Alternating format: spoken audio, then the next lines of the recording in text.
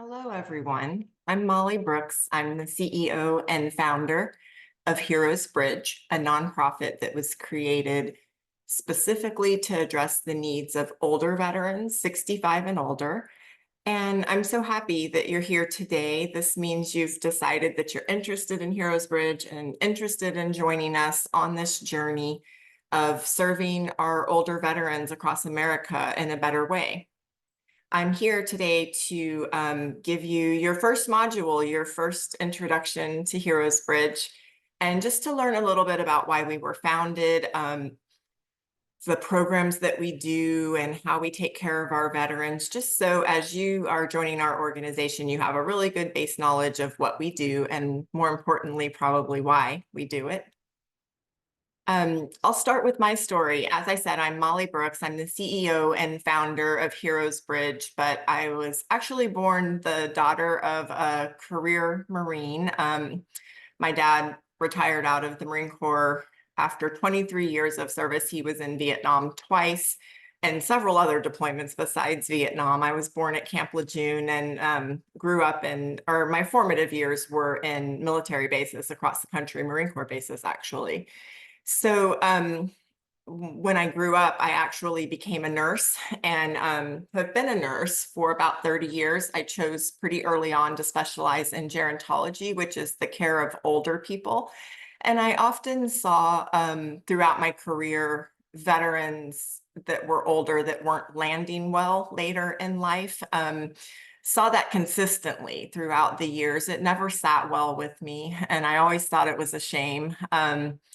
And just kind of had this growing conviction that there should be an organization just for older veterans. And when I came across these older veterans in my career that needed help, I would reach out to other veteran organizations that were extremely hyper-focused on the veterans of Iraq and Afghanistan, which is understandable. The conflicts were raging at that time, and those veterans definitely needed that hyper-focused support. But when it came to the older veterans, what they need is so much different than what the younger veterans need. So there just really wasn't anything kind of special made for the older veterans. And in my nursing career, one day I was called to do a hospice admission on a gentleman that had just been sent home from the hospital with stage 4 pancreatic cancer. And when you're a hospice nurse, you're usually just given an address and told to go like admit this person to hospice. And when I got to the address that I was given, home was actually a tool shed that someone had rented him, said he could stay there if he paid them $300 a month. There was not a lot in there. There was dirty old futon and a space heater, but in his little drawer there was a Vietnam service medal and his DD-214. So I knew he was yet another Vietnam veteran that had ended up kind of alone in his last couple weeks. So I was actually able to get that veteran transferred to an inpatient hospice center within a few hours. But I left that scene and just kind of sat in my car and decided that it was time. And after years of saying, someone should start something just for older veterans, God kind of told me that I was that someone. And some family and friends, we cobbled together $750 to file the initial 501c3 paperwork. That was in 2016. And we've been going for about 8 years now and grown each year. So that's how Heroes Bridge was formed, kind of my background and why the organization was founded. Would love to share a little bit of statistics, because what I was seeing in my nursing career probably shouldn't have surprised me. I never really dug into the data, like why would you in your day-to-day life? But when I formed the organization and had to start making a case for funding and different things, I did have to dig into the data. And there are about 20 million, some stats say 19 million veterans in America, and half of them are over the age of 65.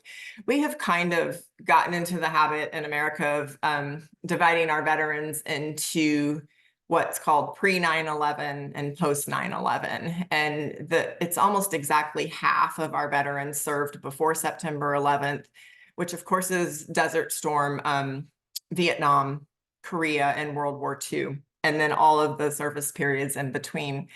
And then, of course, the post 9/11, the veterans of Iraq and Afghanistan. So can the VA, who is kind of what everybody assumes is taking care of our veterans, can they really meet the needs of 20 million veterans from two completely different generations, when what they need is so different?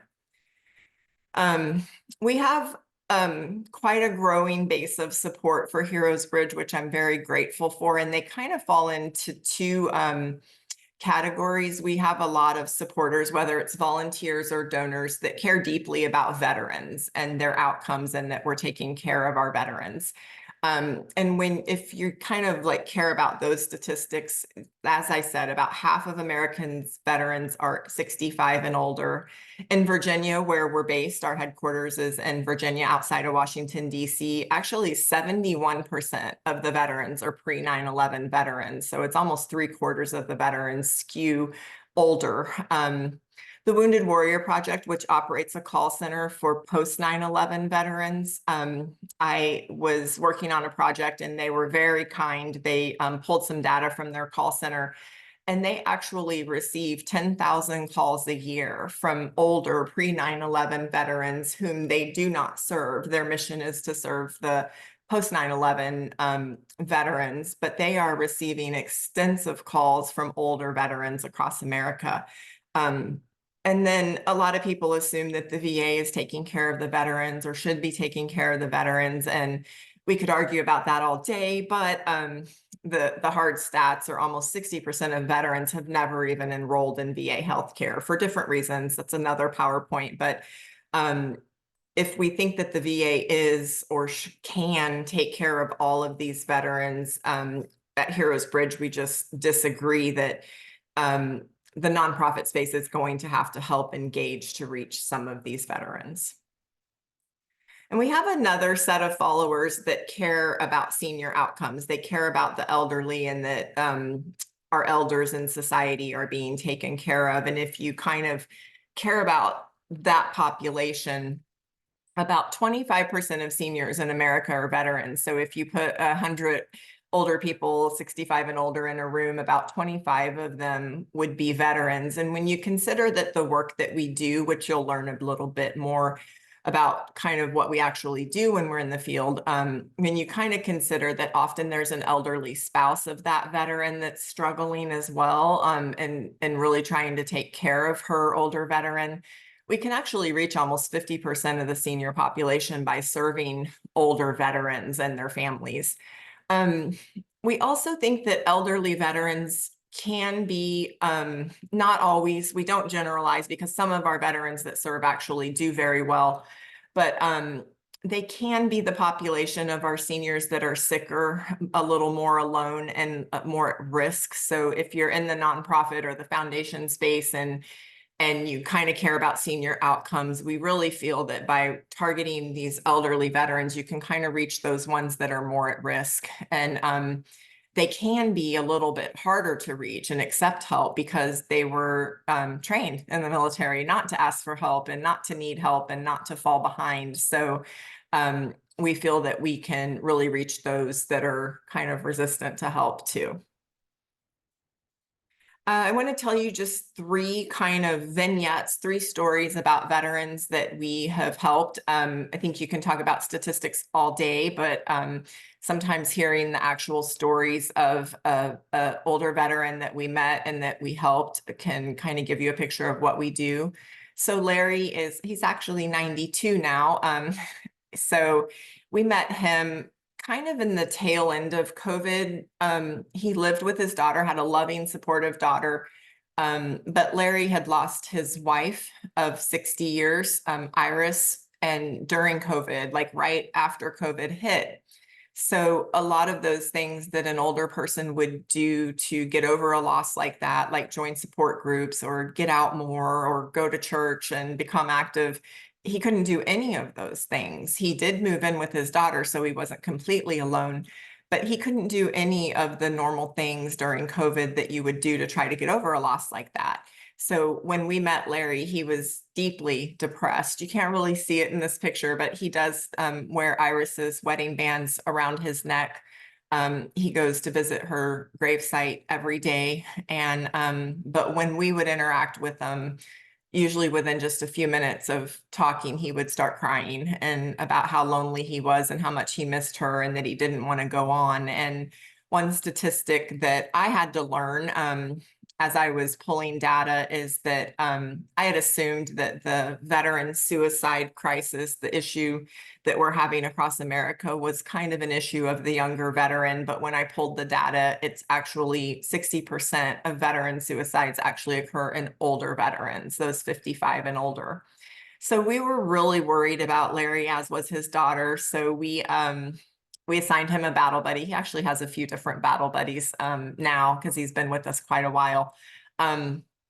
We assigned him a battle buddy, started working with him. And with Larry, what we did, since COVID was almost over and people were getting out again, we started doing what we call excursions. So monthly, we take a group of veterans out to a variety of things. It started out being the museums. The first thing we took Larry to was the Army Museum, brand new at Fort Belvoir here in Virginia. And he was so, at the end of that excursion and end of that museum trip, he turned to me and said, okay, what are we doing next month? So we actually did start monthly. We thought it was going to be a one-time thing, but we started monthly excursions, and we go somewhere every month. Sometimes it's, a farm, sometimes it's a museum.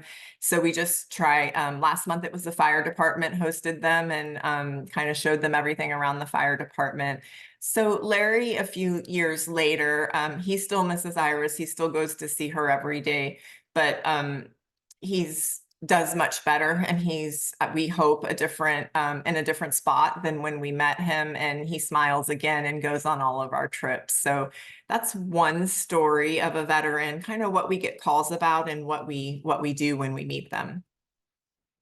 Another one is John. John is another one of everybody's favorites. So he is 93, and we got a call from someone in the community because John could no longer drive suddenly. His eyesight deteriorated, and so he lived kind of in a rural area, beautiful home in a rural area of Virginia, pretty isolated.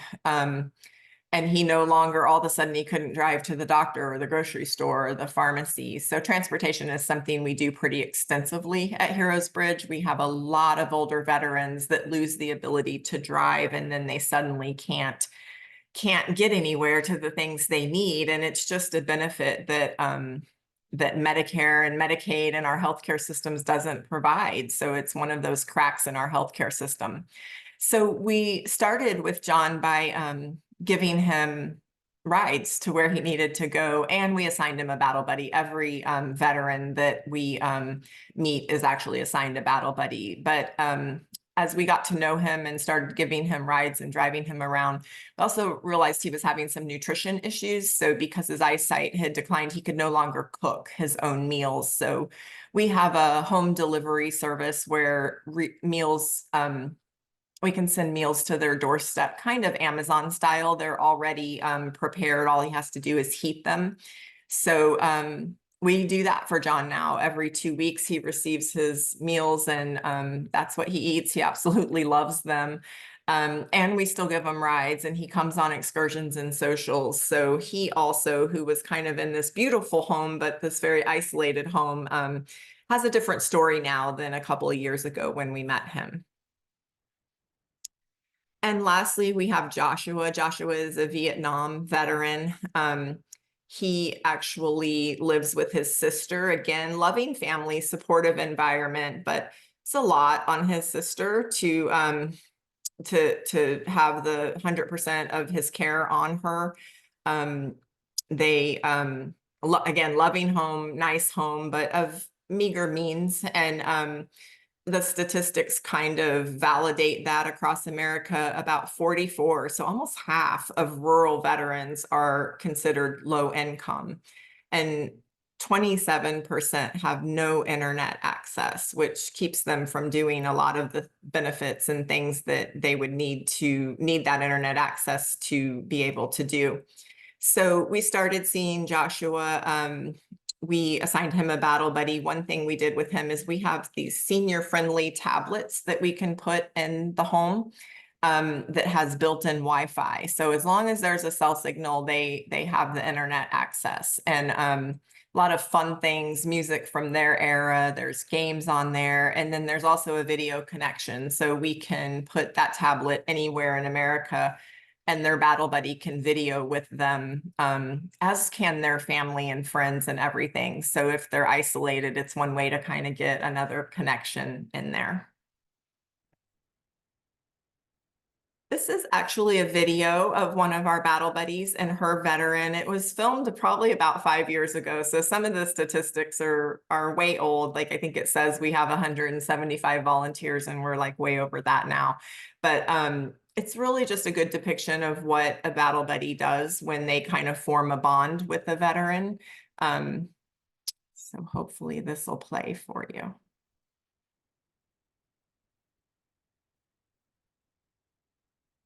I had been in remission for almost 18 months, and all of a sudden, I had to confront it again. And I couldn't share it with my wife because she was so sick in the hospital. When she died, I felt so alone. When Jen came into my life through this program, she pulled me out of my grief, and because of her, I made it through. Heroes Bridge is a nonprofit that was formed to serve veterans 65 and older.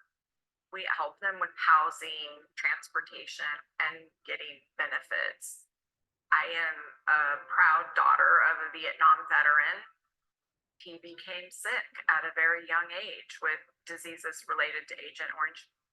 I realized there were thousands of older veterans like my dad that had certain exposures and problems navigating the care system, and I wanted to help them.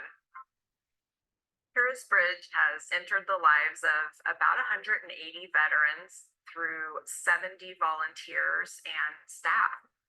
Today, all the going on. Friday you have chemo. Oh, yeah.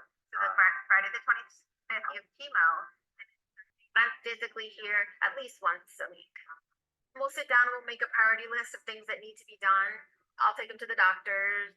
So we're doing a lot of driving and chatting. We call it our drive therapy. Then I'll come here and I'll just do some chores. If it's housekeeping or doing your wash or just everyday living, she says, I'm taking that off you and we're here to help. And what that allowed me to do was stabilize. It's a joy helping him, seeing him. We laugh a lot. We do laugh a lot, even though I'm crying. My life could have gone that way, or she put me back on track the way I've always been. And through her, I said, whatever is thrown at me, it's not going to knock me off my feet. I can beat this.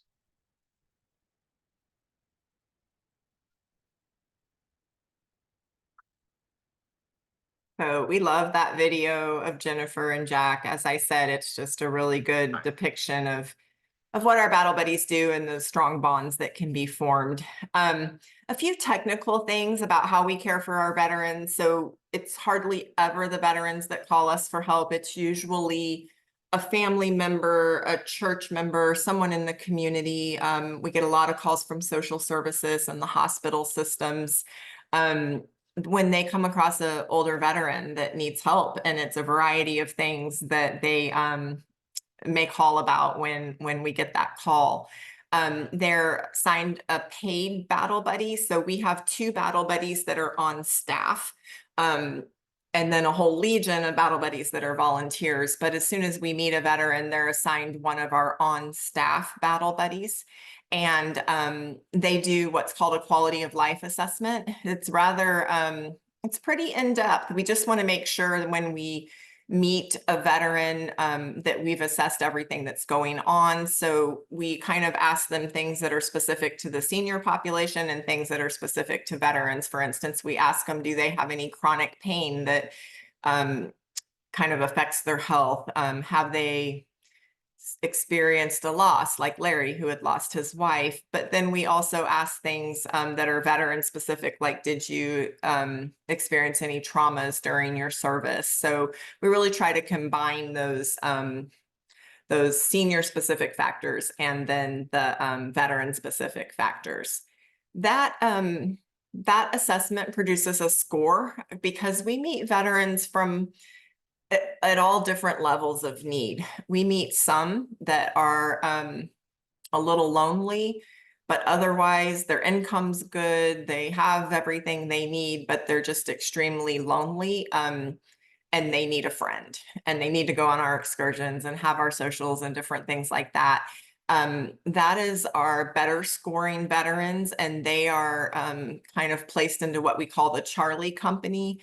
They are seen at least every 3 months, but in reality, most of them we're seeing every month because they're joining us on things.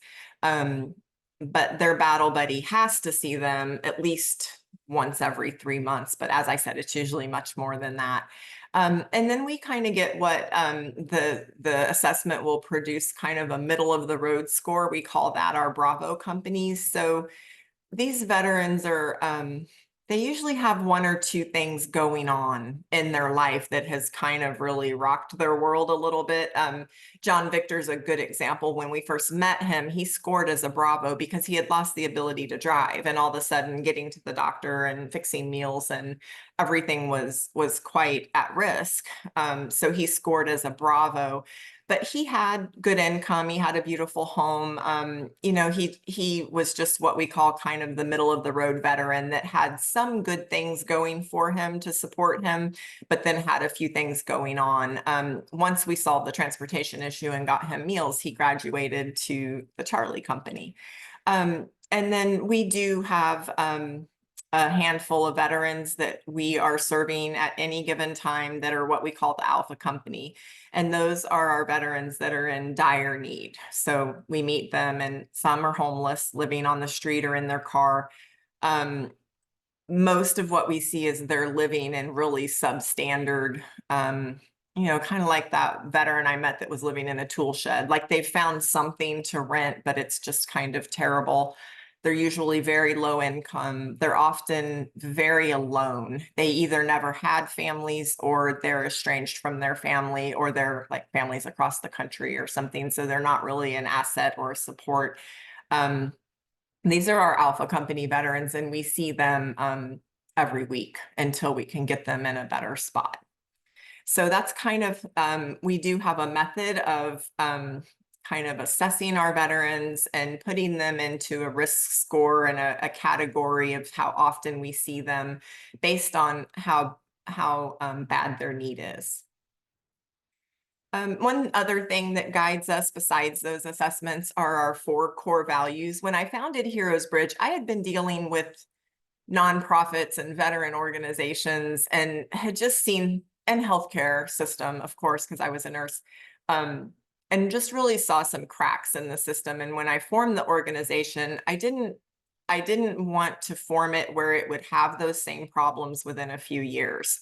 So our first core value is always to remain focused on the older veterans. So we, as we've grown and gotten bigger, we do get several calls a week for younger veterans, which we, our battle buddies do kind of take their story, find out what's going on, and then refer them to organizations that are focused on the younger veterans, such as Wounded Warrior Project.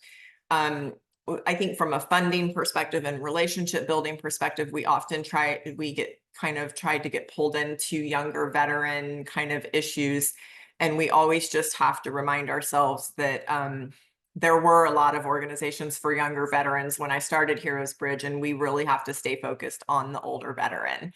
The other thing is no red tape. So we try to make help as simple as possible when someone calls us about an older veteran. Even as we've grown and we're doing more and more, and we're doing a lot of emergency assistance, we still try to keep a really low barrier to assistance. We try not to have 8 forms that they have to fill out. Another thing I ran into is I would call some veteran organizations and they would listen to the story and then they would be like, well, our board meets in 4 weeks and we'll talk about this then. And I'm like, well, when a veteran's hungry, 4 weeks is a really long time. So we try to remove a lot of those barriers. But we do still have good governance. Often what we'll do when we first meet a veteran that needs emergency assistance, we'll kind of pay the electric bill, get their lights turned back on, and then start assessing what's going on behind the scenes and how much assistance we provide. But we do try to meet the emergency need.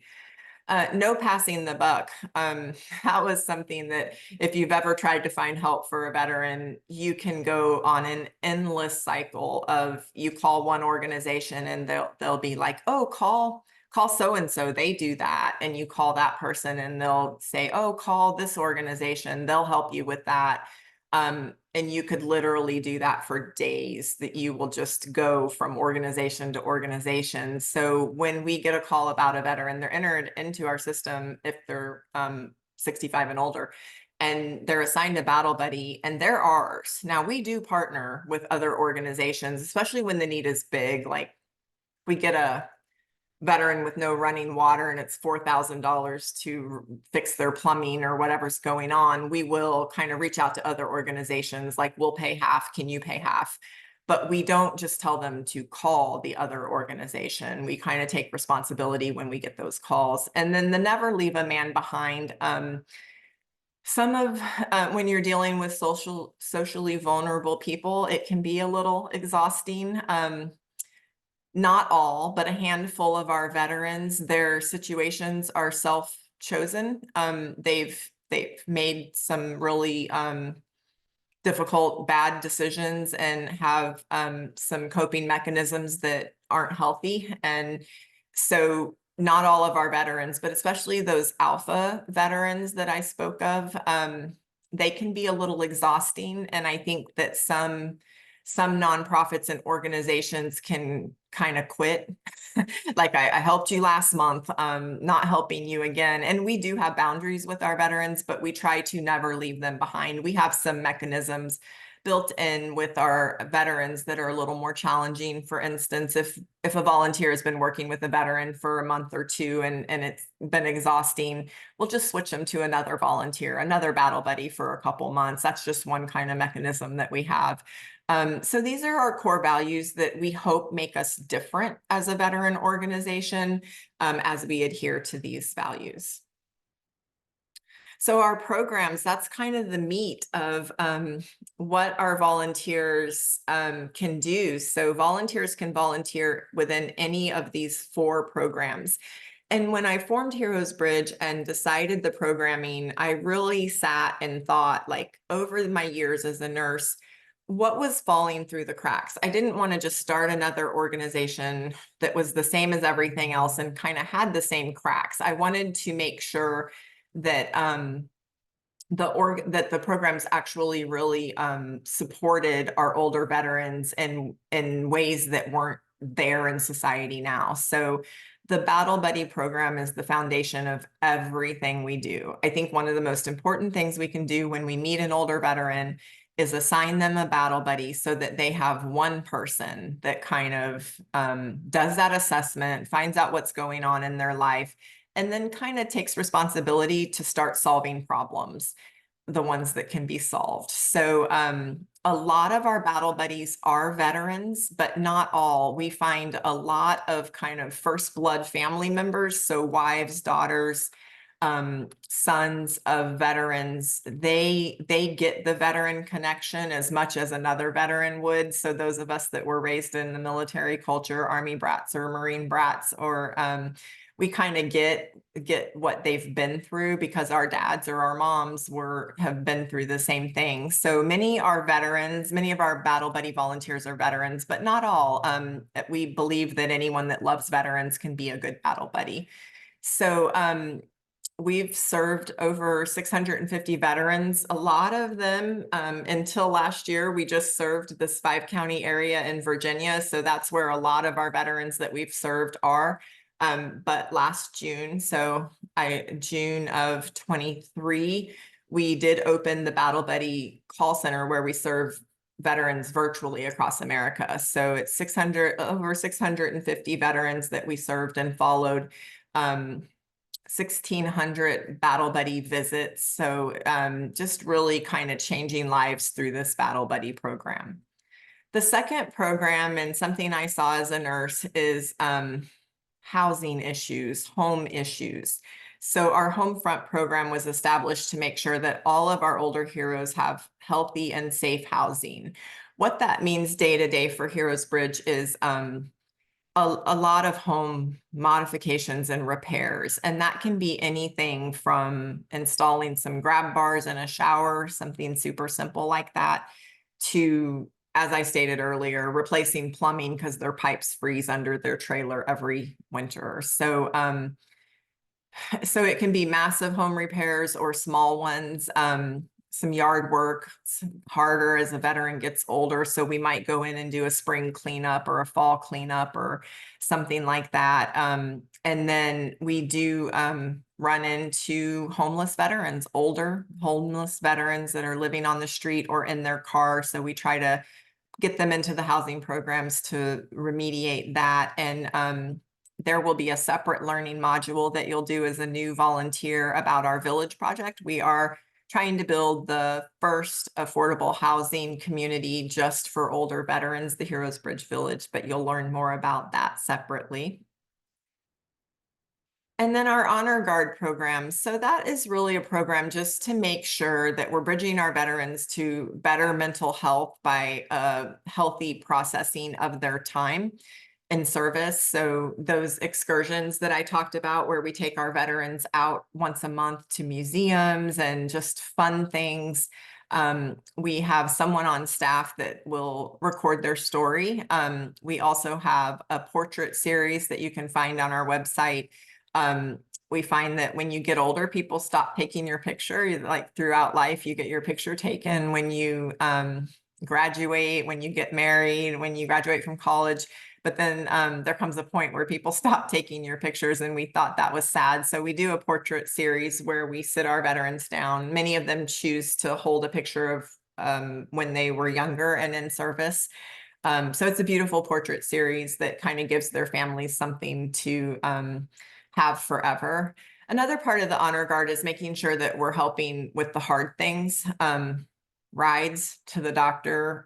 How is this veteran eating? And we've provided over 700 rides to veterans and over 3,000 meals. So that's part of honoring them. You can say thank you for your service all day, but if you're walking away and they don't know how they're going to get to the grocery store, or how they're going to eat tonight, that's not really thanking them for their service. So we really believe in going a little bit step further and helping them with the hard things in life. And then we have our Paw Patrol program. That is really just a program to use animals as healers. There's seemed to be a big connection between older veterans and animals, and I think children, which is a separate issue, but they seem to really appreciate kind of the beautiful things in life. So we use friendly animal visitors to reduce anxiety and depression. And that program also helps the veterans when they have a pet of their own that they're having trouble caring for. So that concludes your brief orientation to Heroes Bridge. I'm so happy that you're here, that you're on this journey, and look forward to everything that you'll be doing with Heroes Bridge. Thank you.